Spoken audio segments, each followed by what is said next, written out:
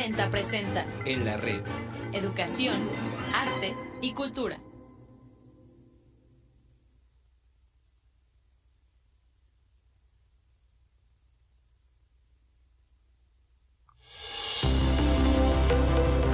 En la red presenta Conversatorios Jurídicos.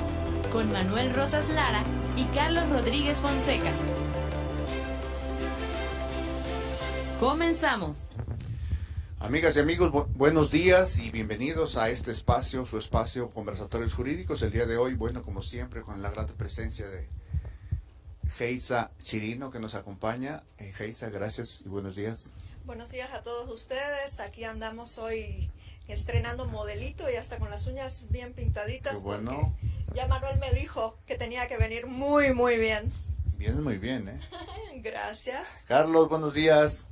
¿Qué ole? Buenos días. Bueno, yo no traigo las uñas pintadas, pero aquí Pero estamos. porque no quieres, porque ya todo se... Ya se vale. Ya se vale, ya. Caray. Con la iniciativa de Peña Nieto, bueno, pues ya se puede todo, ¿eh? Así es que estamos en una época en donde se privilegian los derechos humanos de todos y pues, bueno, es una broma, ¿verdad? No, ya me los estaba imaginando para la próxima semana con el pelo pintado. No, es una broma. Lo teníamos pintado los dos, mira. Sí, del mismo color. Claro, sí, del mismo Sí, tono. así es, ya nos pintamos de edad, ¿no? La blancura de la edad. Pero bueno, con el gusto de conversar hoy, este día, y qué bueno que empecemos así el programa, contentos, porque bueno, las cosas que quizá comentemos no sean tan agradables, porque bueno, finalmente es lo que está sucediendo en nuestro país, y no podemos estar ajenos a lo que pasa, aun cuando no sea en Veracruz, pues es una situación que repercute en la opinión pública nacional, lo de Oaxaca, no sé qué. Sí, no, claro. No, y está grave el asunto, bastante grave. Sin embargo, a mí me da esta impresión. Por una parte, las declaraciones de Aurelio Nuño son en el sentido de que inflexible con la reforma educativa, ni para un lado ni para el otro. Y sin embargo, el secretario de Gobernación como que está ya doblando las manos y está aceptando, o se va a iniciar ya un diálogo con las gentes de la coordinadora. Precisamente hoy, ¿no? Sí, precisamente hoy. Entonces, como que hay Un doble discurso. un doble discurso. Sí, pero qué necesidad de tener que esperar a que se susciten este tipo de eventos cuando pudo haber negociado desde mucho antes, ¿no? Entonces, la verdad yo no estoy de acuerdo con tanta violencia. Siempre, como dicen, violencia genera violencia. ¿Cómo ven? Claro, ¿no? Y bueno, aquí lo que pasó es que quizá faltaban muchas cosas, pero oficio político definitivamente faltó, ¿no? Porque había, y si nos circunscribimos al asunto que sucedió el domingo en Nochistlán, ¿no? Que hubo pues ya muertos por un enfrentamiento, la policía tratando de abrir la carretera, pues que es el tránsito obligado hacia Oaxaca, ¿no? Así es la caseta de Tenochtitlán, Sí, y es la caseta de la última caseta antes de llegar a Oaxaca. A Oaxaca, y pues aquí los manifestantes tenían varios días de tener cerrada el paso, y pues la policía obligada por la misma necesidad de los habitantes, de los comerciantes, de todos los prestadores de servicios, por el paso obligado de los camiones que llevan materiales, llevan incluso gasolina, se ha escaseado, tantas cosas, ¿no?, que se ha dado. Llega la Policía Federal, en un primer evento habla con los manifestantes, abren la carretera, y eso fue alrededor de las 7 de la mañana, y posterior a ello, los habitantes de Nochistlán se van, es un día de tianguis, suenan las campanas, se reúne el pueblo, regresan otra vez, y ahí es donde la policía pues se ve rebasada por el número, ¿no? Y pues prácticamente los corretean, ¿verdad? Y ellos piden refuerzos. En este segundo evento es cuando ya llegan la policía armada, ¿verdad? Y empiezan una situación de confrontación que deriva en 8 muertos, y que pues eso nos habla en principio de que el gobierno federal pues no tuvo el cuidado suficiente para entender la problemática que estaba dando en el sur del país, particularmente en Oaxaca y en Chiapas, cuando ya los informes por decir, del gobierno de Chiapas y en Oaxaca, ya se tiene detectado que dentro de las manifestaciones hay grupos radicales que se han sumado, o que están en el movimiento de la coordinadora de los maestros, y que, bueno, pues están tratando de desestabilizar el estado de cosas para llegar a lo que ellos quieren, que es al caos y a la anarquía. Ahora, yo quisiera decir que este es un punto de vista que lo he ido formando en función de todo lo que hay en los medios, ¿no? Y que porque, pues si ustedes recuerdan, el propio domingo en la noche, las conferencias de prensa del comisionado de seguridad, ¿no? Enrique Galindo, de las primeras declaraciones de las autoridades donde decían que la policía no estaba armada, una serie de contradicciones, ahí tampoco supieron manejar la cuestión de los medios, y pues se hicieron bolas. Obviamente pues los manifestantes decían que ellos no habían disparado, al final decían que nadie sabía quién había disparado. Bueno, y si no dispararon, entonces ¿cómo hubo muertos? Esa es la incoherencia en lo que dicen y lo que realmente son los hechos. Claro. Bueno, lo que pasa es que también hay infiltrados. En todo ese tipo de eventos hay gente infiltrada, anarquistas que van armados. Es decir, las declaraciones de la policía, de los altos mandos policíacos, fue de que no iban armados los policías. Llevaban sus escudos esos y algunos garrotes, su protección personal, ¿no? Sí. Sí, de hecho hubo hasta patrullas que incendiaron en la estación de policías también. Sí. Fue un hecho bastante violento. Bastante violento. Y llama la atención porque las primeras declaraciones son como tú dices, Carlos, la policía negaba que había habido un grupo armado, ¿no? Al final, ya en la noche, Enrique Galindo reconoce que efectivamente un segundo grupo que tuvo que llegar para poder proteger a los policías que habían ido inicialmente a abrir el paso de la carretera, pues ya iba armado y se da una confrontación. Y fíjense que a estas alturas todavía están haciéndose la interrogante de que quién disparó primero. Aquí la cuestión es esto. Obviamente los de la coordinadora dicen que la policía. Pero hay muchas evidencias. Veía yo una entrevista de Héctor de Mauleón, que le hace es un periodista, ¿verdad? Que le hace a uno de los policías, de los 3 que fueron heridos de bala. Y él le relata al policía, ¿no? Que él iba en el primer comando. Hablaron con los manifestantes, abrieron la carretera y los maestros estaban por ahí también, pero después dice, eso fue como a las 7:30, y a las 10 de la mañana regresa ya mucha gente, ¿verdad? Y ahí es donde lo superan y tienen que hablar pidiendo refuerzos, pero ya dice que empiezan a oír disparos, y ya cuando llegan los otros policías armados, pues se da una refriega, ¿no? Balacera, muchas veces con disparos hacia arriba. Sin embargo, ya hay armas. Cuando menos ese policía que entrevista a Héctor de Mauleón tiene una perforación en el hombro de una bala de 9 milímetros. Y ahora me llama la atención también el hecho de que pues esto se salió de control. Porque como bien señalabas, hay grupos radicales, e incluso detectados, porque los informes de los gobiernos estatales han señalado, ¿no?, que está el FALP, que es el Frente Amplio de Lucha Popular, el MULT, que es el Movimiento Unificador de Lucha Triqui, y el FPR, Frente Popular Revolucionario. ¿Y quiénes son estos grupos? Bueno, el Frente Amplio de Lucha Popular es un grupo radical que su línea política es la teoría marxista, ¿no?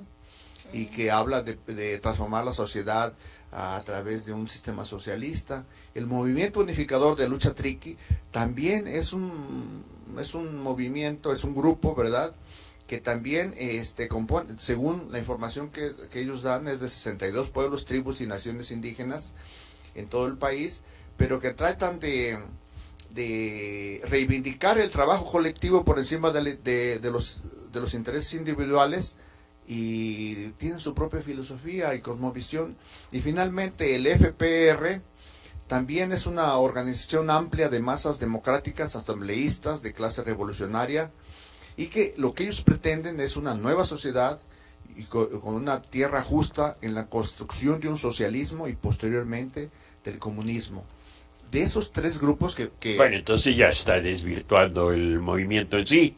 bueno, es que está desvirtuado. Ya está desvirtuado. Está desvirtuado porque si ustedes se dieron cuenta, los saqueos, fíjense, primero, hubo un evento donde le cortaban el cabello a unos maestros, ¿recuerdan? Así es, sí, eso Y fue lo- en Chiapas, ¿no? Fue en Chiapas. Y los mismos Entonces, maestros decían, es que no había ahí compañeros maestros.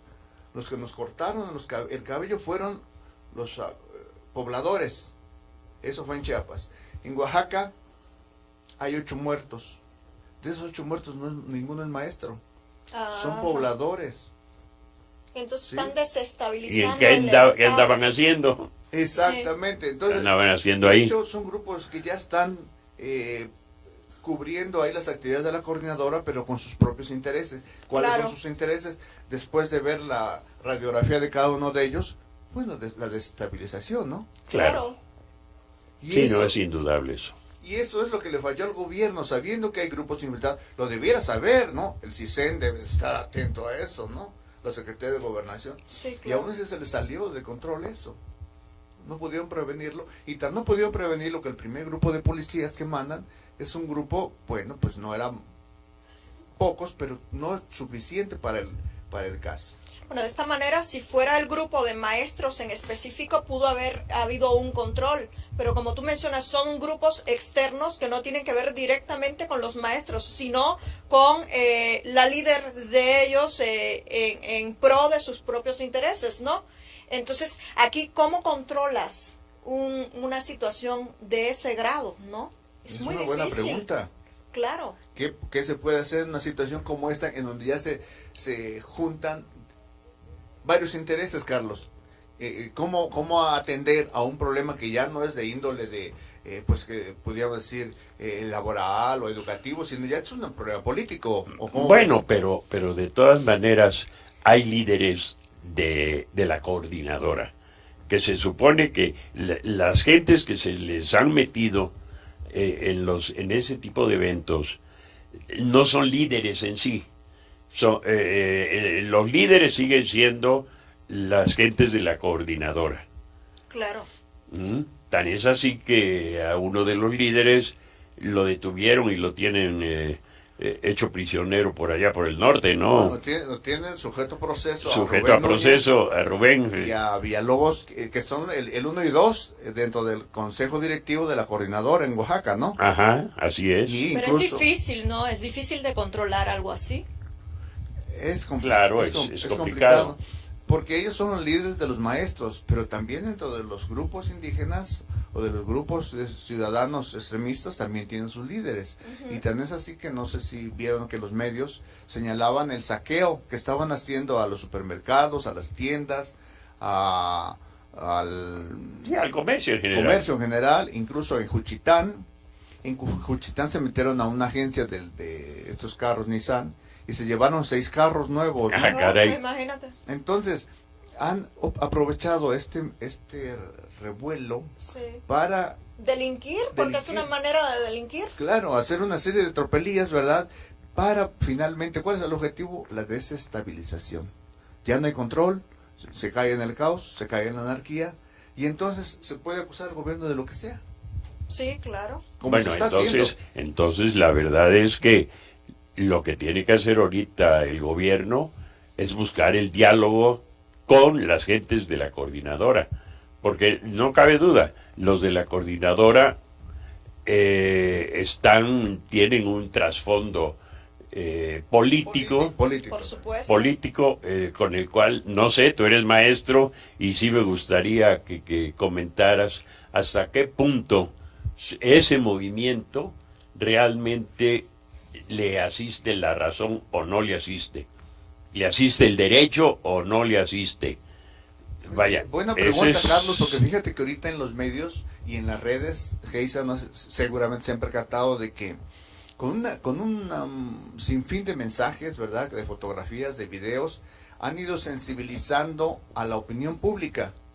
Y yo veo con asombro cómo la opinión pública se ha sumado a este movimiento de maestros. Porque no conocen cómo estuvo realmente, ¿no? Eso es, y ya incluso los ven como mártires, ¿no? Sí, claro. Sí, los maestros, hay que apoyar a los maestros. El día de ayer, en la tarde, en la explanada de la UNAM, se reunió una buena cantidad de estudiantes para hacer una manifestación de apoyo a los maestros de la CENTE, de la coordinadora, ¿no? Pero a mí me llama la atención porque, bueno, ahorita, en este momento que vivimos, las redes son fundamentales. Lo Sí, hemos visto, claro, Feisa, ¿no? claro. Las redes es un instrumento total para subirte a la cúspide o para tirarte y reventarte. Y si lo sabrá el gobierno, que a través de las redes... Para ganar elecciones y Para- para perder Sí. elecciones. y Sí, por claro. cuestión de imagen, ya ven que Peña Nieto, a través de las redes, les ha afectado mucho su imagen porque Sí, no fue... aquí la cuestión, Manuel, que esa desestabilización del Estado, entonces al que culpan y cae todo el peso en primer lugar, sobre el secretario de Educación Pública. Luego, en segundo lugar, obviamente sobre el presidente. Pero aquí se sale de la jugada todo este entorno del problema, ¿no? Porque como dices, los grupos nada tienen que ver con la coordinadora. O sea, indirectamente sí, son grupos de interés sobre ella. Pero no pudo haber control de ninguna manera. Sí, porque ellos tienen su propio objetivo. Sí, claro. Muy Entonces diferente. tampoco pidieron acercamiento hasta donde se sabe, ¿no? Con Sí. el gobierno federal. Sí, los grupos subversivos lo que quieren es, tienen su objetivo y no es precisamente acercarse al gobierno, sino precisamente afectar La paz. el Estado de Derecho, Claro. ¿no? Afectar las instituciones públicas y obviamente afectar la credibilidad del gobierno. Así Y es. eso lo han hecho. Y respecto a lo que comentaba esto porque yo he notado que se ha dado ese fenómeno. La ciudadanía se ha sumado con los muertos de Nochistlán y apoyando a los maestros. Sin embargo, claro, esta opinión va a tener el rechazo de mucha gente, porque son radicales la gente cuando dicen, no, son vendidos del gobierno, que no sé qué. Pero no, es que la realidad, la coordinadora nació en 1979 y con un fin específico, ¿no? No prestarse a la aplanadora del CENTE, que en aquel tiempo, bueno, la comandaba Carlos Conjitud Barrios, el líder, y que en 1989, a través de la fuerza de la coordinadora, pues se impulsó. Bueno, ¿y la coordinadora era de El Bester? Bueno, se ha especulado No, ¿verdad? porque nace en Chiapas. Nace en Bueno, Chiapas. nace en Chiapas, sí. Sí, y la maestra, bueno, pues es chiapaneca y con un perfil político de veras increíble, y entonces pues ella andaba en todo eso, ¿no? Ella siempre se llamó de una tendencia pues progresista. La cuestión es de que la coordinadora al pasar el tiempo, su modus vivendi fue eso: manifestaciones, plantones, pie de luchas que hablaban ellos, ¿no? Y presionar al gobierno. No sé si recuerdan Eladio Ramírez, sí. gobernador de Oaxaca. En un tiempo, cuando llegó a la gobernatura, les dio a la coordinadora todo lo que llamaban el YEPO, que es lo que aquí sería la SEP. Les dio la SEP y les dio la nómina y les dio la facultad para hacer el negocio. Para hacer y deshacer, Hacer y nombrar deshacer. maestros y ¿Sabes destituir y todo. lo que implica el voto de los maestros en una elección? Claro, O sea, son muchísimos votos. ahí es donde está la negociación. Entonces, ese es el detalle. O sea, yo te ofrezco el voto de mis maestros para que tu partido gane. Pero después, ¿qué? ¿no? Que me das, ¿no? Claro. Y así se vino dando la coordinadora, porque el problema de la coordinadora no es ahorita con la reforma educativa. La coordinadora siempre ha estado en problema en los meses de mayo. Ya saben que va a llegar a la Ciudad de México para exigir aumentos de sueldos y muchas Fíjate que cosas. a propósito de esto, perdón que te interrumpa, que acabas de mencionar, la semana pasada precisamente mencionaste en el programa la cuestión de Juan Nicolás Callejas aquí, que esta vez no sumó votos al partido, y cómo esto le perjudicó también en sus cuestiones personales, ¿no? De poner a su gente. Bueno, lo que pasa es que la reforma educativa lo que tiene fundamentales de que le quita el poder a los sindicatos y obviamente también a la coordinadora para que puedan manejar ellos las plazas, y abre un espacio para que las plazas se otorguen a través de concursos, ¿verdad?, de exámenes de oposición. Incluso acaba de pasar, la semana pasada, este domingo, hubo exámenes de oposición para los maestros de nuevo ingreso, y presentaron más de 1,000 maestros para acceder a una plaza de nuevo ingreso. Y esto antes no se hacía así. En la sección 32 se les daba la plaza.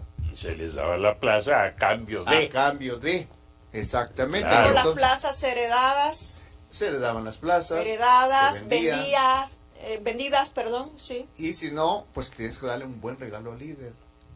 Y no sé si lo comentaba yo aquí, pero bueno, en las fiestas de líderes les llevaban infinidad de regalos. Eran cabezas de ganado, eran caballos, eran cuestiones que... Ahora valían la imagínate, pena. Manuel, otorgarle una plaza a una persona que ni siquiera está preparado para Eso. ello, trabajar de maestro en caso de que sea alguien que trabaje, porque conocemos muchos casos que tienen la plaza y ni siquiera se presentan en ninguna escuela, ¿no? Pero ¿cómo entonces se puede valorar la cuestión educativa si estas personas no están capacitadas para ejercer como tal? Muy buena expresión la tuya. ¿Cómo poder valorar un proceso educativo con personas que no están capacitadas para ello?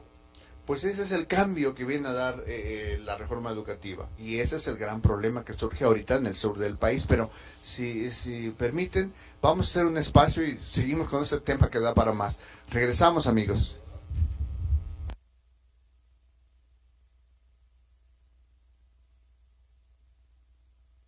Vamos a un corte y regresamos.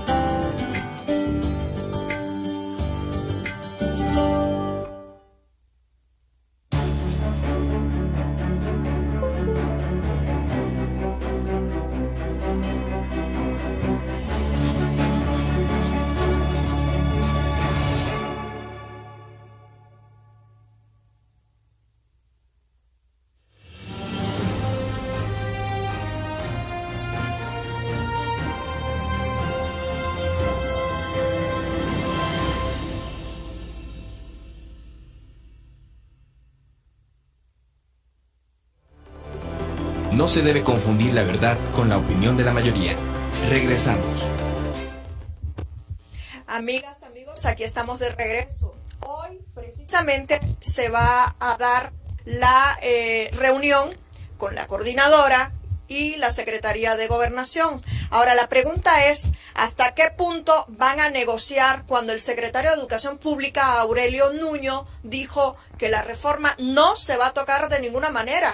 Entonces se van a tratar temas políticos. ¿Hasta qué punto se va a negociar? ¿Es una cuestión de poderes políticos o es una cuestión económica, no? Buena pregunta la que haces, ¿no? ¿Qué pueden negociar? No se me ocurre, porque pues sí, Nuño ya lo señaló, que la reforma no se toca, la reforma educativa no se va a negociar. La ley dice, la ley no se negocia. ¿Qué puede negociar? Bueno, a mí se me ocurre, Carlos, no sé cómo veas, por la liberación de los líderes, ¿no? Claro, ese es uno de los primeros puntos. Yo creo que es el punto primordial del convenio, vaya, de las pláticas que van a tener con el secretario de Gobernación. Pero sí tendrán que tocar el tema de la reforma educativa. Eso es indudable. Lo van a tocar, ¿no? Y eso es indudable. Ahora, ¿hasta qué punto se va a ceder? Digo, todo mundo fuimos desde hace más de 2 años a través de Televisa, Carlos Loret de Mola incluso, y filmó una película al respecto De panzazo. de Panzazo, y la idea era justamente criticar la pobre educación que tenemos en México, el bajo nivel que tenemos, y justamente la reforma educativa tiende a ir preparando más a los maestros. Los exámenes de evaluación llevan el propósito justamente no de correrlos si no lo pasan, no, es prepararlos más. Evaluar y Y capacitar. evaluar y capacitar. Y si no lo pasan después de una o dos o tres intentonas, creo que 3 intentonas, ¿no? Lo mandan a una plaza de corte administrativo, pero no lo van a, justamente no los van a despedir. Sin embargo, aquí lo interesante es que la coordinadora ha manejado una serie de falacias para poder... Sí, engañan a los maestros engañan a los incluso. maestros, e incluso engañan a los padres de familia. Sí, por ejemplo, la educación no tiene un presupuesto, ¿cómo te puedo decir? Digno para la educación en el país, ¿no? Entonces, el poco recurso que llega para este rubro se queda en los líderes sindicales. Pues así venía sucediendo porque había una serie de fugas.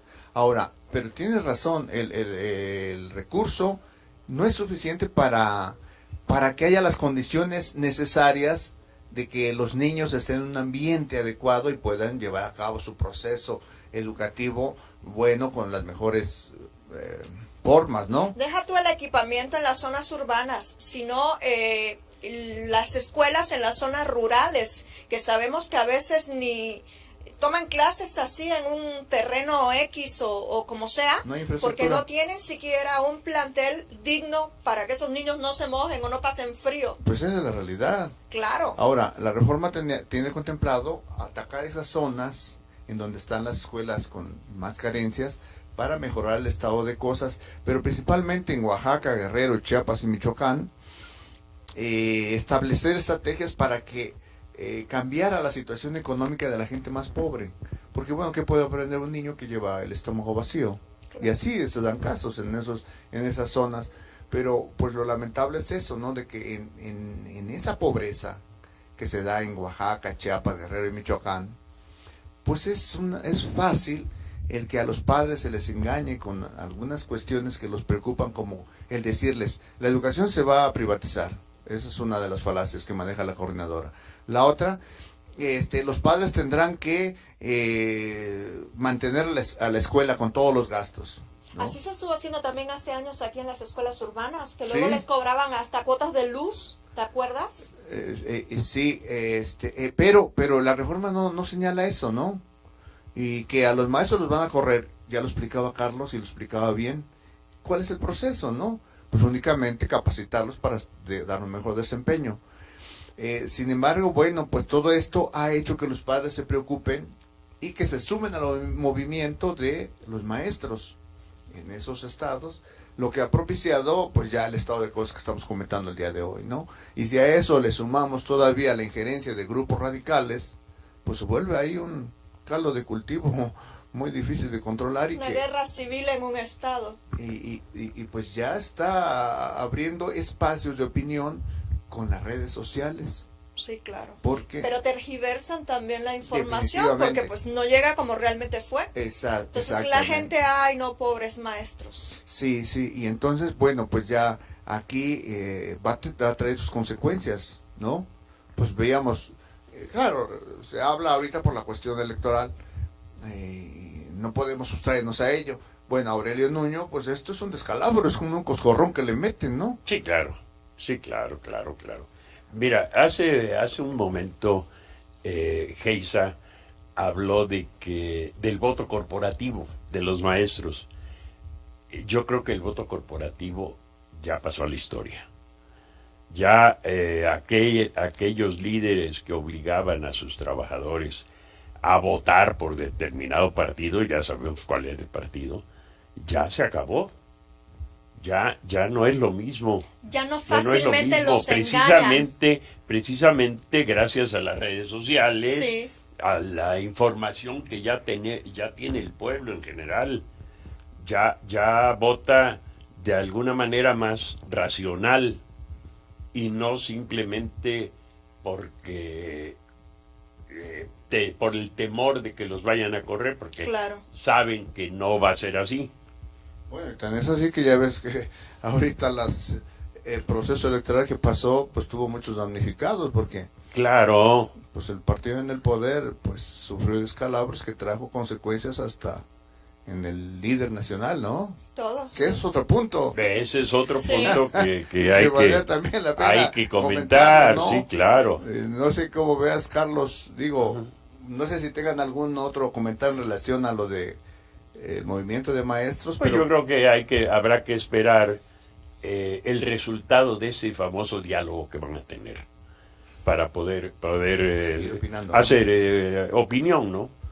claro, para poder claro. seguir Sí, porque opinando. va a tener una serie de consecuencias, Hay que ¿no? seguir el cauce de la negociación para saber hasta qué punto llegaron, ¿no? Ahora, también habría que ver cuál va a ser la acción del gobierno federal, porque pues solo hay dos opciones. Una, o cede ante los reclamos de la coordinadora, porque Pero ¿en qué puede ceder? Por ejemplo, devolverles el IEPO en Oaxaca, pues devolverles, Sí. devolverles lo que tenían. devolverles lo que tenían, Pero no, eso- pues eran demasiados privilegios, Pero eso implica echar abajo la reforma. es echar abajo la Y reforma. yo creo que eso no, Ese ha de no ser puede parte ser. del No, eso no objetivo, puede ser. Eso es objetivo de la coordinadora, echar Claro, abajo la claro. reforma, y ya lo han dicho. Pero yo no creo que el gobierno ceda tanto. Pero por otro lado, están en un estado de indefensión, digo, porque hablamos de los maestros, que pobrecitos, pero bueno, y las personas, los ciudadanos que viven en Oaxaca, los que viven en Chiapas, ahorita los que están en Oaxaca, que están incomunicados, no hay gasolina, Y no los, hay y víveres. los niños que no tienen escuela, No, pues. no, los niños que siguen con ese atraso de tantos años y tantos lustros, ¿no? Así es. En un pueblo pobre, educación pobre, ¿no? ¿Y para cuándo se le ve la luz en el camino para esos pobres niños? Creo que no, se ve muy lejos mientras sigue moviéndose esos tipos de intereses políticos que quizá a la gente no le guste, ¿eh? Quizá algunos de los que nos oigan o nos vean, pues que están hermanados con el movimiento de los maestros, piensen que pues estamos nosotros a favor del gobierno, pero no, la realidad es la realidad. Lo que Pues yo pasa, creo que estamos a favor de la educación. exactamente, Esa estamos a favor es- de la educación. Y haciendo un Claro. análisis real, verás, no a través de las redes de lo que lee uno y no analiza, ¿no?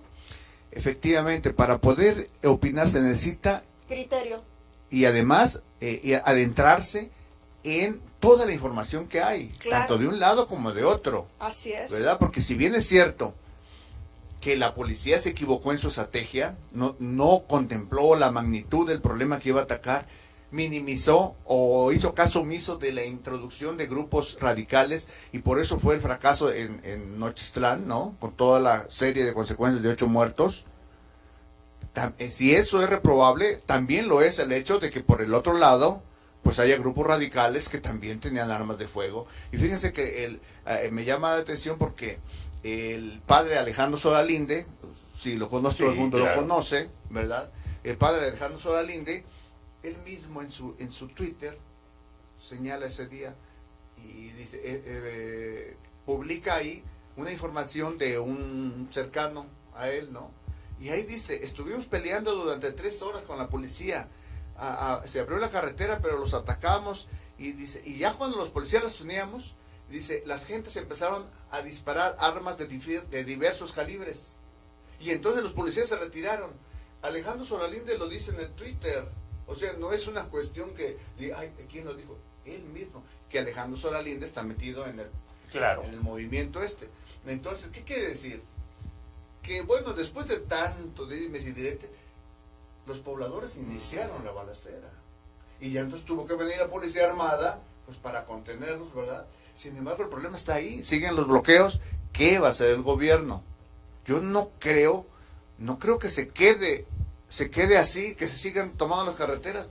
Tienen que imponer la autoridad, independientemente de las negociaciones que haga con la coordinadora. Por supuesto. Claro. Eso es indudable. Eso ¿No? es indudable. Sí, tiene que privar ahí la razón. Aún con todas las críticas que haya de la ciudadanía, que como dice Geisa, no conoce todos los elementos y por eso hace un análisis simplista y dicen pobres maestros. Habría que entender el problema en toda su magnitud, ¿no? Pero bueno, creo que tocábamos un punto interesante, el otro, ¿no? Las consecuencias de las elecciones. Eso, Carlos. Las víctimas de... Que hay muchas, ¿no? Sí, claro. A nivel nacional y estatal, o ¿cómo ves, Geisa? Pues yo opino que, mira, Beltrones tiene suficiente experiencia como para haber llevado bien un partido, como para haber llevado bien las elecciones a nivel nacional. Sin embargo, si tú estás ahí dirigiendo un área y te atan de manos, ¿cómo le haces? ¿A él qué fue lo que le pasó? Le ataron las manos porque le impidieron llevar a cabo ciertos actos que estaban afectando al partido. Todo lo que oscureció al partido, él lo quiso erradicar en su momento y el presidente no lo dejó. Mira, apuntando en lo que dices, Geisa, incluso lo dijo el mismo Beltrones. Los gobernadores no cooperaron. ¿No? Es más, por lo que hace aquí a Veracruz, yo estoy seguro que el gobernador era contrario, por supuesto, al candidato de su partido. ¿Mm? Y que haya hecho algunas cosas que se dice que apoyando y que económicamente al grupo de Morena, quién sabe, pero pues cuando el río suena, agua lleva, Es ¿no? que agua lleva, ¿no? Bueno, pues creo que tenemos muchas cosas que decir respecto a esto, pero vamos a hacer un espacio. Regresamos, amigos. Lo que inquieta al hombre no son las cosas, sino las opiniones acerca de las cosas. Vamos a un corte y regresamos.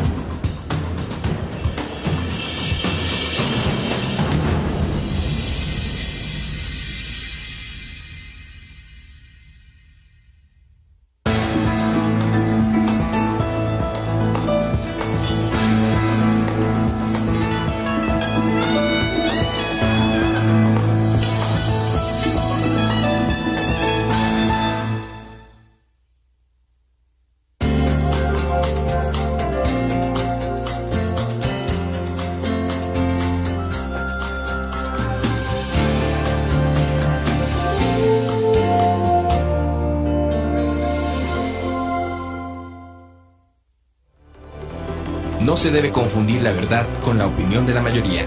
Regresamos. Bien, bueno, pues estamos comentando, amigas y amigos, ahora la cuestión electoral que ha dejado una serie de damnificados y decías tú algo muy cierto, Geisa, en relación a la posición de Beltrones, a la posición que adoptó y que también lo remarcaba Carlos el día de su discurso, ¿no? Así es, sí. Que era enfático en el sentido de que mucho de las derrotas que tuvo el PRI en esas 7 gubernaturas que ganó el PAN tuvieron que ver con la actuación de los gobernadores. Sí, el mal gobierno, el cual está limitado, el ahora dirigente nacional, limitado por el presidente de implementar acciones que estaban perjudicando al partido.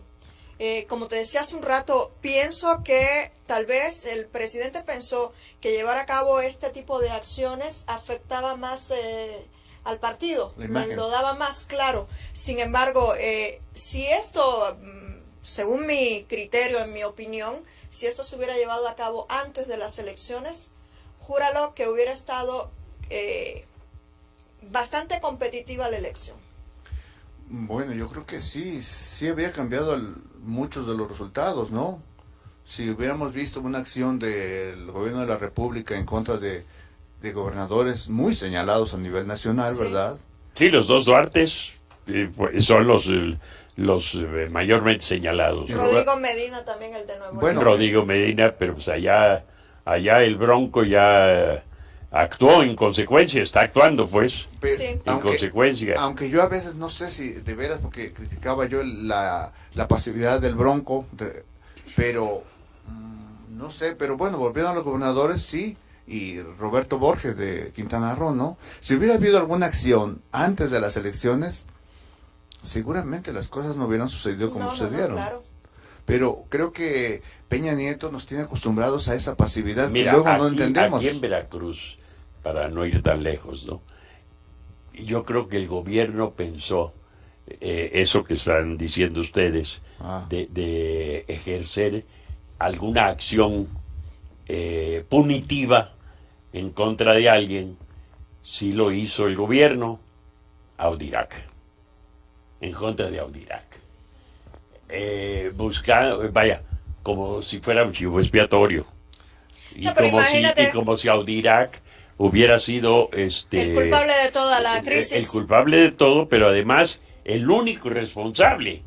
Yo creo que el responsable del manejo del Estado pues debe ser el gobernador, para eso Sí, es el pero aparte, gobernador. ¿cuántos No secretarios pueden de hacer finanzas, cosas a sus espaldas.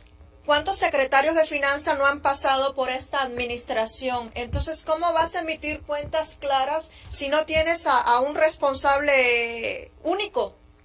O sea, han sido muchísimos. Bueno, está parecido esto a lo que acaba de pasar con la selección nacional en el fútbol, ¿no? Pero los cambios, pues sí, la rotación esa, pues dio al traste. Al final tenía dio al que traste afectar. al final tuvo que afectar. Afectan, pero volviendo al punto, o sea, ¿cuál es el interés del presidente de no querer ejercer acción en contra de Javier Duarte? Oye, pero es que ese no es un interés particular, es una forma de gobernar, porque lo hemos visto a Peña Nieto en otras situaciones que lo tiene ahí parado, que lo tiene calmado, que no toma acciones y que al final le revienta el problema, ¿no?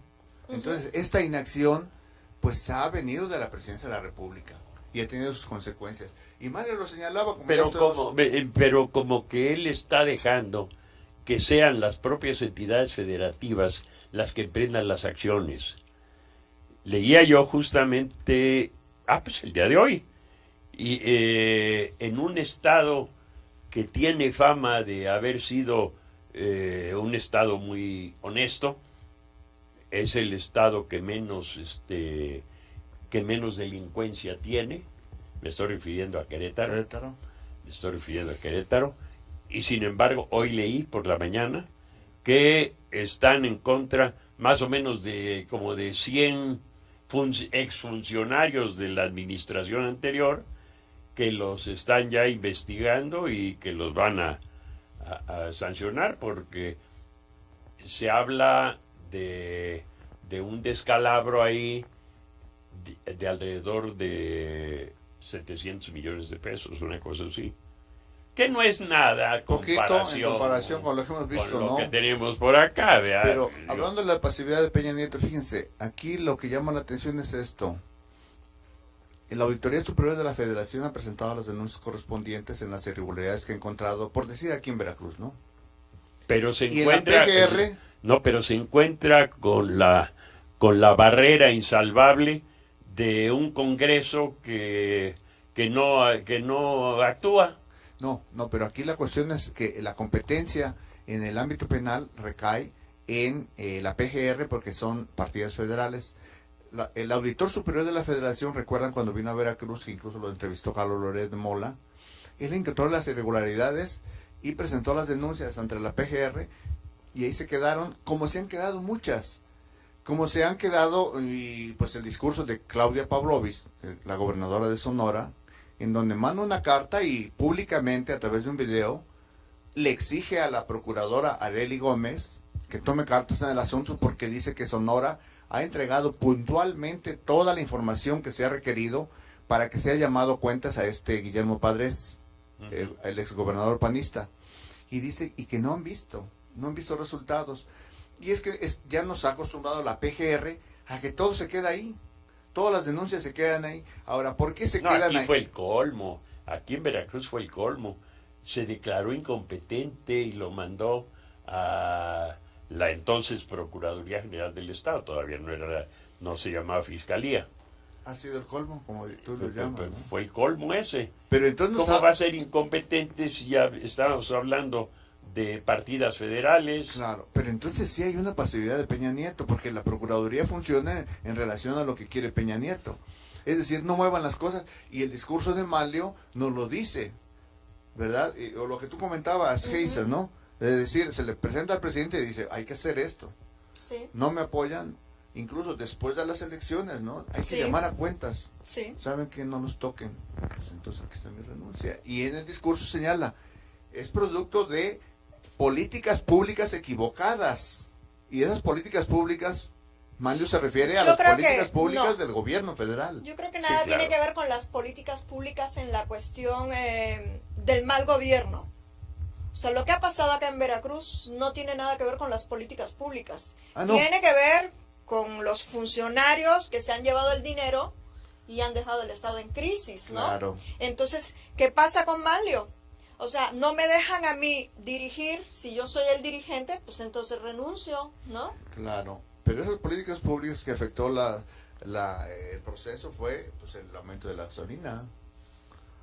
Es que no siento que sea un factor que haya implicado estos resultados. Por sí solo no. Pero si sumas lo de las propuestas, se dieron cuenta que de manera grosera la iglesia hizo una campaña en contra del PRI por la iniciativa del presidente. Quizá no fue el momento indicado para meter la iniciativa. Estoy hablando, por decir, de dos acciones, ¿no? Pero Manlio se refería a eso, a esas políticas públicas. Al final de cuentas, el PRI ya se quedó sin cabeza. ¿Quién se ve en el panorama? Yo no veo a quien tenga los tamaños como para presidir el PRI. Es que mira, si no te dejan hacer las cosas, nadie de los políticos experimentados van a querer. Tú me decías ayer si Emilio Gamboa, no creo que Emilio Gamboa de esa manera quiera quedar mal a como está quedando el partido en este momento, porque no tiene autonomía suficiente para él dirigir, ¿no? O sea, tiene que hacer lo que diga el presidente. Pues nunca la ha tenido el PRI la autonomía, ¿o sí, Carlos? No, yo creo que no. Pero de esta forma como ahora, esto, como dicen con la elección, también fue histórico. Entonces yo creo que en este caso, pues a la que le toca el lugar es a Carolina Monroy del Mazo. Que de hecho ya está como Es la presidenta secretaria, interina. sí, la que le Presidenta tocaba interina por jerarquía. por jerarquías, ¿no? Pero Así es. tiene que llegar la 22, ¿cómo se llama? 22 asamblea del PRI, ¿no? Van a definir eso. Para definir, sí. Sí, quién lo se más queda. seguro es que vaya a ser esta... Carolina. Sí, Carolina. En primer lugar, porque pues está relacionada familiarmente con Sí, el propio claro. presidente de la República. Es del Y Mazo. es del Estado de Y México. con es del Estado de México. Así es. La que podía ser más manejable es precisamente Pero ella. tendrá los tamaños para levantar al PRI. Claro, yo quiero Pero Manuel no señalar, necesita los tamaños, tiene que hacer lo que le digan y ya. que el PRI no es un partido derrotado. Ella nada más va a No, de fungir, ninguna manera. Tiene 15 gubernaturas. va a fungir como figura pública solamente. Sí, entonces, decía Manlio, tenemos que tomar en cuenta el mensaje que nos dio el electorado. ¿Será capaz el PRI de tomar en cuenta ese mensaje? Pues más le vale. Yo creo que es algo serio. Yo creo que no. Más le No vale, creo, porque no si creo que no, vaya a cambiar. Porque si no, lo más probable es que pierdan la presidencia en el 18. Bueno, lo veremos en Que la ya lo elección- veo venir, Digo. claro. en la elección del Estado de México, que es el año que entra. Yo veo venir la alternancia para la presidencia. Pues veremos, porque también otro damnificado fue el presidente del PRD nacional. Agustín Basabe. Pues sí. Sí, pero lo que pasa es que sin las alianzas, el partido no levantó. Por sí mismo no levantó. Por eso la postura de Agustín Basabe era correcta. Era correcta. Somos sí, un cascarón. ¿Qué podemos hacer? Pues solo aliados. Pero Claro. la verdad es que, como él dijo, el PRD es un partido sin orden o algo así, dijo, ¿no? No hay orden, no hay nada. ¿Por Y qué? Anaya, a mi parecer, se me hace un triunfador circunstancial. O sea, porque no es que sea un buen dirigente, a lo mejor, o cuestiones así, sino todo esto también fue el factor hartazgo el que lo llevó a triunfar con tantos estados. Pues sí, aunque la política es de circunstancias, ¿o no? Siempre. Claro. ¿Verdad? Lo de dijo, creo que Miguel Alemán, Miguel ¿no? Alemán. Miguel. No, pero es cierto. Sí. Es que hoy es un panorama y mañana puede cambiar todo, ¿no? Sí, así es. Sí, entonces puede en un momento la circunstancia cambiar en favor o en contra. Y esto pasó ahora con el Partido de Acción Nacional y con su líder nacional. Bueno, pero mira, yo siento que en muchas administraciones, no nada más priistas, sino de otros partidos, hubo mucha corrupción. Hubo mucha corrupción en varios estados de la República. Se fueron cabezones, como valga la expresión vulgar, ¿no? Sí.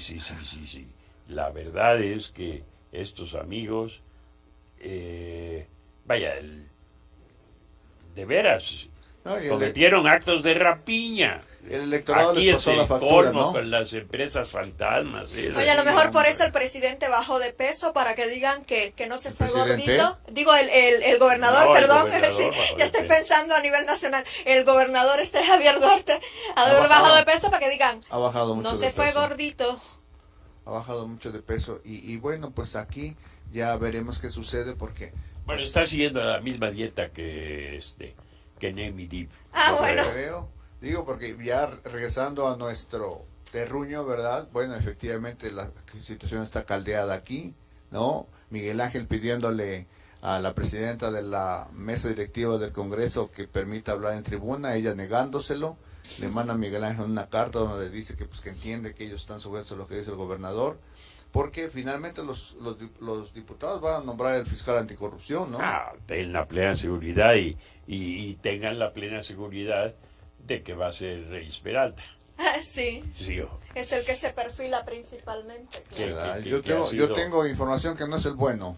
que ha sido, ¿cómo no? Pues es Yo el siento que abogado sí. defensor de Fidel Herrera. Yo siento que Pero sí. bueno, lo vamos a ver porque creo que están en ese proceso. El día de hoy se cumple el término que establecieron de 5 días después de la publicación para que entregaran la documentación los que quieran participar. Y hay 7 candidatos. Ya hay 7 personas que entregaron los documentos. No sé quiénes son. Pues sí, pero Ya tienen visto. Como hubo siete candidatos a la gubernatura. Igual, pero sí. La verdad es que Yo creo que solamente tenían peso político 3 de ellos. Sí. Y lo vimos, Y en este caso, ya deben saber los diputados quién es el bueno, ¿no? por supuesto. Bueno, a lo mejor no les han dicho, no les han dado el dedazo. A la mera hora saben qué es. Es este. Es este, ¿no? Para que no se vayan por otro camino. Pero bueno, esa es la situación que priva ahorita y pues con toda la A mí me extraña, vaya, yo conozco personalmente a Jorge Reyes Peralta. Jorge Reyes Peralta es un hombre independiente. Vaya, no le gusta a él depender de otro. Como está estructurada la Fiscalía Anticorrupción, prácticamente depende del fiscal. Sí. Y yo no creo, vaya, Que estuviese subordinado, que, ¿no? que No, vaya, que no, yo vaya a también opino lo aceptar mismo. esa subordinación para como es él. Para No su sé. carrera como Y abogado. para su carrera claro. y su prestigio que ya No, tiene. no.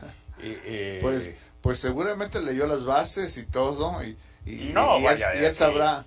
Pero yo estoy de acuerdo a con lo lo que mejor dice Carlos. Yo también a lo conozco mejor lo obligaron. a Reyes Pudiera Peralta. ser que haya alguna Lo obligaron a interés de inscribirse. fondo, pero pues ya se nos acabó el programa por el día de hoy y pues Geisa, Pues amigos, aquí seguimos. La próxima semana vamos a ver qué le tenemos nuevo, pero siempre hay algo nuevo que platicarles. definitivamente. Carlos. Ya tendremos un fiscal anticorrupción, yo creo, para la semana próxima. Son capaces. Lo tienen que hacer. Lo Son van a hacer. capaces, son capaces. Sí. Y ya lo estaremos- Este Yo Congreso creo que ha actúa sido- rápido. Pero yo creo que ha Cuando sido, le obligan a actuar rápido. yo creo que ha sido el más servil, ¿no? Si es que todos han sido serviles, pero el de este se pasó. El de eso se pasó después. Pero bueno, ya lo comentaremos. ¿Saben de alguno de los prospectos? No sabemos. Ah, Pero lo yo tampoco comentamos he leído. en el próximo. Sí. Perfecto. Gracias allá en los controles a Paco Tea, a Gaby Triana, y en las cámaras a nuestro amigo Yair, como siempre, y produciendo Ernesto Rizzo, y gracias a ustedes. Nos vemos dentro de 8 días en este espacio Conversatorios Jurídicos. Hasta la próxima. En la red presentó Conversatorios Jurídicos. No todo está dicho. Te esperamos la próxima semana a la misma hora en mundo40.com.